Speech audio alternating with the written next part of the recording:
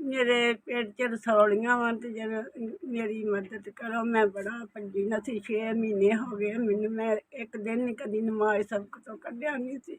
हुण मैनू लौट दियां मैं नमाज सबक दी मेरे को पढ़िया जाता। मैं परहेजगार बंदा सा ना मेरे को नमाज पढ़ी जाती ना कुरान पाक पढ़िया जाता। मैं रात दिन रो के वक्त निगमनी है। मेरिया रसौलियां ने मेरा मदद करो। मैं ऑपरेशन करवाना मेरा ऑपरेशन ना करावा तो मेरिया रसौलियां फट जानिया वा। मेरा ऑपरेशन कराने विच मेरी मदद कर दो बेटा। मैं सारी उम्र तुहानू दुआवां देवांगी। ऑपरेशन कराने च मेरी मदद कर दो बेटा। मैं सारी उम्र तुहानू दुआवां देवांगी। मैं नमाज सबक जिन्नी बार पढ़ांगी मैं उन्ना बार तुहाडियां दुआवां मंगांगी।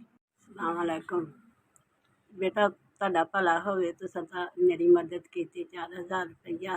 ਅੱਲਾ ਤੁਹਾਨੂੰ ਤੰਦਰੁਸਤੀ ਦੇਵੇ, ਜ਼ਿੰਦਗੀ ਦੇਵੇ, ਤੁਹਾਡੇ ਬੱਚੇ ਜੀਣ, ਭੈਣ ਭਰਾ ਜੀਣ, ਸਾਰੇ ਤੁਹਾਨੂੰ ਮਦੀਨੇ ਦਾ ਹੱਜ ਕਰਾਵੇ। ਅਤੇ ਮੈਂ ਦੁਆਵਾਂ ਕਰਦੀ ਹਾਂ ਤੁਹਾਡੇ ਵਾਸਤੇ ਮੇਰਾ ਆਪਰੇਸ਼ਨ ਹੋ ਜਾਵੇ। ਮੈਂ ਬਹੁਤ ਬਹੁਤ ਦੁਆਵਾਂ ਦੇਵਾਂਗੀ ਤੁਹਾਨੂੰ। ਮੈਂ ਕੁਰਾਨ ਪਾਕ ਪੜ੍ਹ ਕੇ ਮੈਂ ਉਸੇ ਵੇਲੇ ਤੁਹਾਡੀ ਮਦਦ ਕਰਾਂ ਤੁਹਾਨੂੰ ਦੁਆਵਾਂ ਦੇਵਾਂਗੀ। ਮੈਨੂੰ 6 ਮਹੀਨੇ ਹੋ ਗਏ ਮੈਂ कुरान पाक नहीं पढ़िया। मैं बहुत परेशान हाँ। तुहानू तंदुरुस्ती देवे, सेहत देवे, तुहाडे बच्चों नू तंदुरुस्ती देवे, तुहानू देवे, तुहाडे माँ प्यो नू, भैन भरावां नू, सब नू तंदुरुस्ती देवे।